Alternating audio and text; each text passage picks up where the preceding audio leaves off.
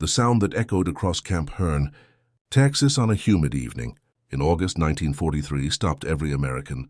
Guard in their tracks. It was a hauntingly beautiful violin melody being played by a German prisoner of war who had been given the instrument by the camp commandant just hours earlier.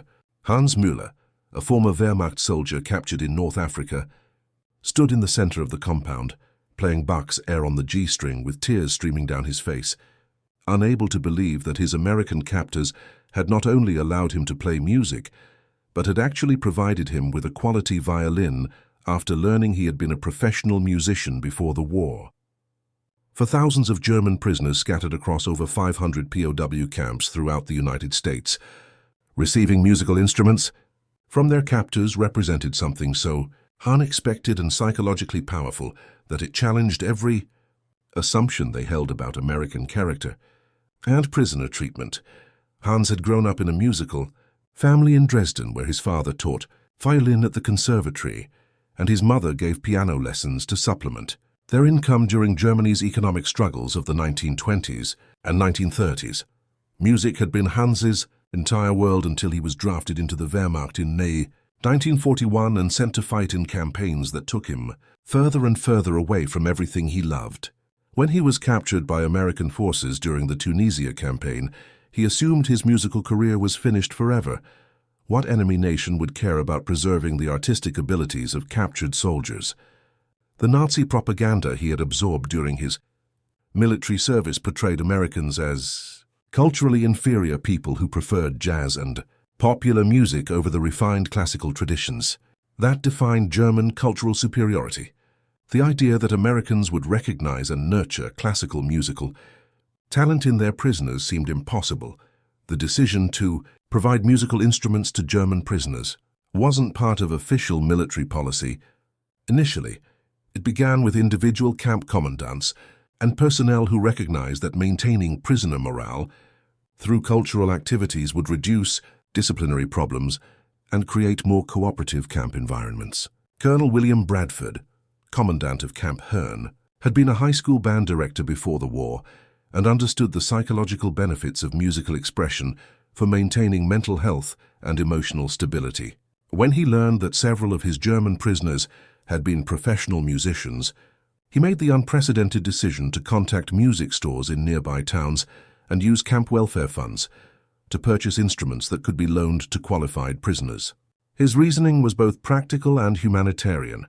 Music would keep prisoners occupied, reduce escape attempts, and demonstrate American respect for cultural achievement regardless of nationality.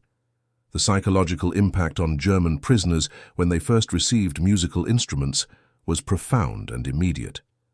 Otto Zimmermann, a former opera singer captured at Monte Cassino, broke down sobbing when handed a guitar that would allow him to perform for the first time in over 2 years. He had expected his captors to strip away every aspect of his identity and humanity, but instead they were helping him maintain the artistic abilities that defined who he was as a person. "They could have broken my spirit by denying me music," he wrote in his diary, "but instead they are nurturing the best part of my soul. I cannot reconcile this kindness with the enemy I was taught to hate." The variety and quality of instruments provided to German prisoners revealed the extent to which American camp administrators were committed to supporting genuine artistic expression, rather than merely occupying prisoner time. Violins, cellos, trumpets, clarinets, saxophones, guitars, accordions, harmonicas, and even pianos were acquired for prisoners who demonstrated musical ability and genuine interest in maintaining their skills. The instruments weren't cheap toys or damaged rejects. They were quality instruments purchased from reputable music stores and maintained by camp personnel who understood their value. Some camps established music lending libraries where prisoners could check out different instruments to explore new musical interests or expand their capabilities. The formation of orchestras, bands, and musical ensembles within POW camps created cultural environments that transformed the psychological atmosphere from institutional confinement to artistic community.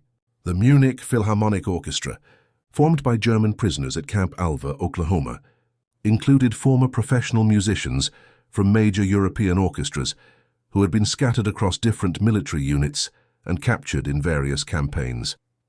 Under the direction of conductor Wilhelm Hofmann, formerly of the Berlin State Opera, the orchestra performed classical repertoire that maintained professional standards and provided both performers and audiences with transcendent artistic experiences that temporarily transported them beyond the confines of captivity.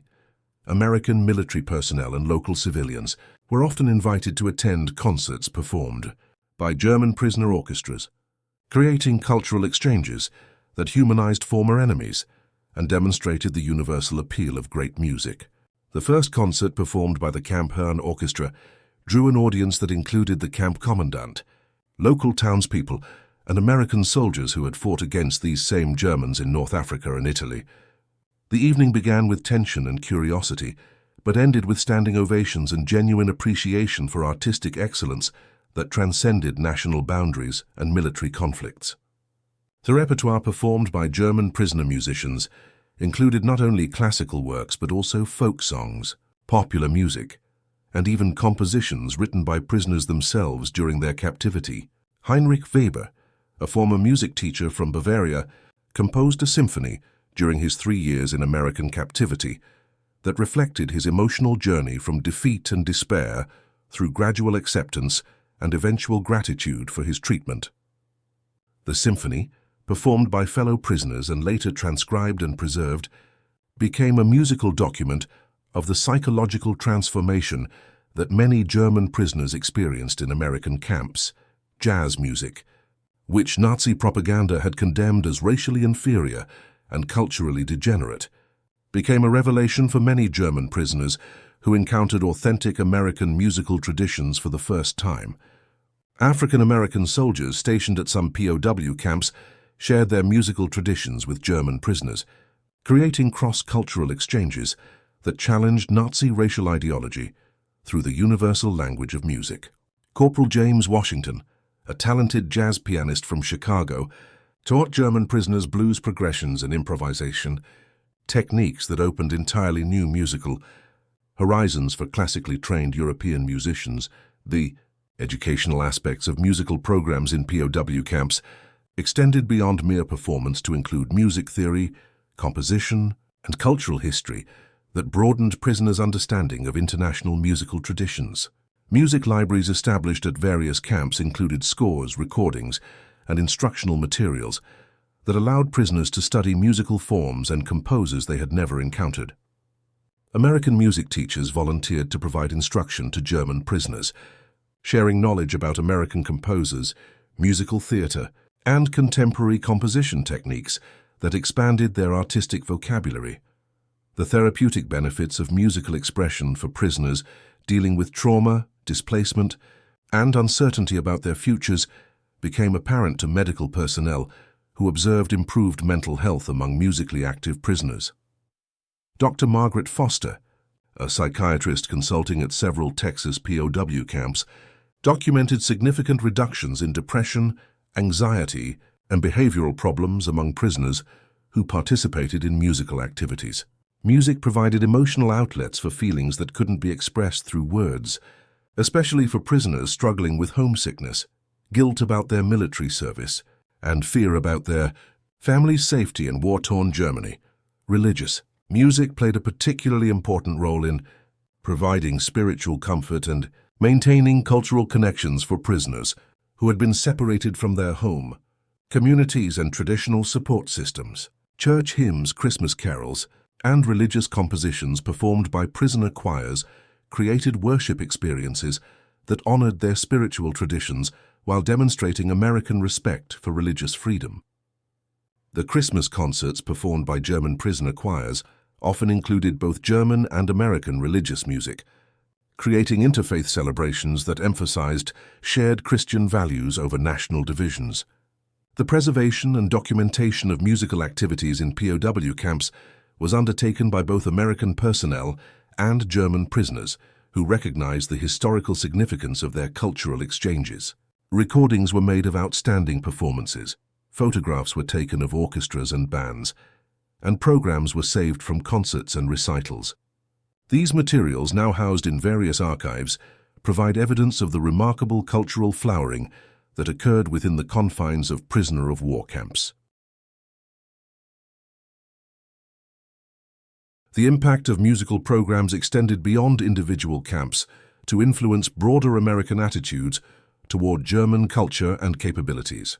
Local newspapers reported on exceptional performances by German prisoner musicians, often expressing surprise at the high level of artistic achievement and cultural sophistication demonstrated by men who had recently been enemy soldiers. These positive portrayals helped counteract wartime propaganda that had portrayed all Germans as culturally inferior barbarians, preparing American public opinion for the cultural cooperation that would characterize post-war German-American relations. The continuation of musical activities after repatriation demonstrated the lasting impact of American support for German cultural expression during captivity.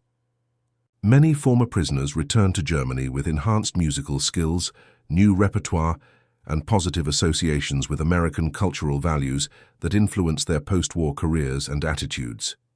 Some became music teachers who incorporated American musical traditions into German music education, while others formed orchestras and ensembles that maintained international repertoires, reflecting their expanded cultural horizons.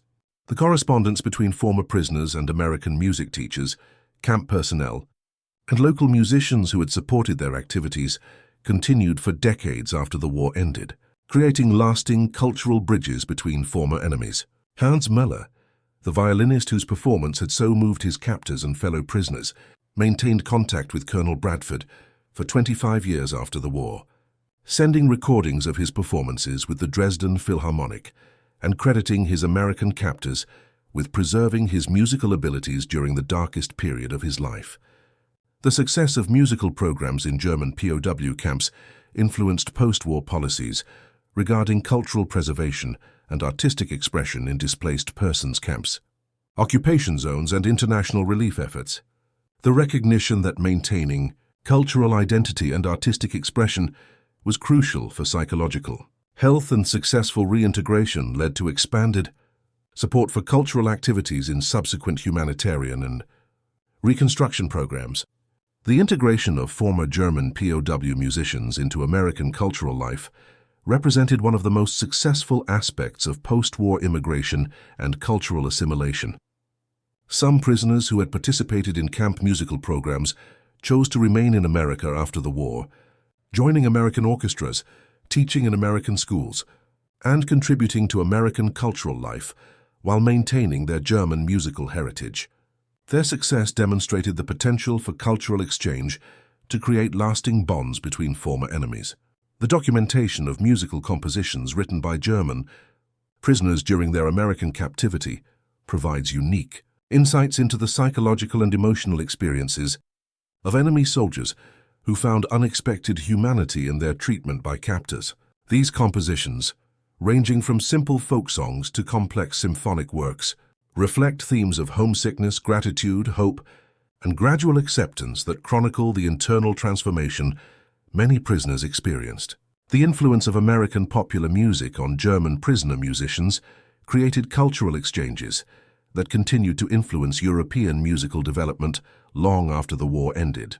German musicians who had learned jazz, blues, and American folk traditions during their captivity became pioneers in introducing these musical forms to post-war European audiences, contributing to the cultural Americanization of Western Europe during the Cold War period. Today, the story of German prisoners receiving musical instruments from their American captors serves as powerful testimony to the civilizing influence of artistic expression and cultural respect during wartime. The decision to nurture, rather than suppress, the musical abilities of enemy prisoners demonstrated American confidence in democratic values and cultural pluralism that distinguished American prisoner treatment from that of totalitarian regimes. The musical programs in POW camps proved that even during humanity's most destructive conflicts, art and culture could serve as bridges between enemies and foundations for lasting peace and understanding.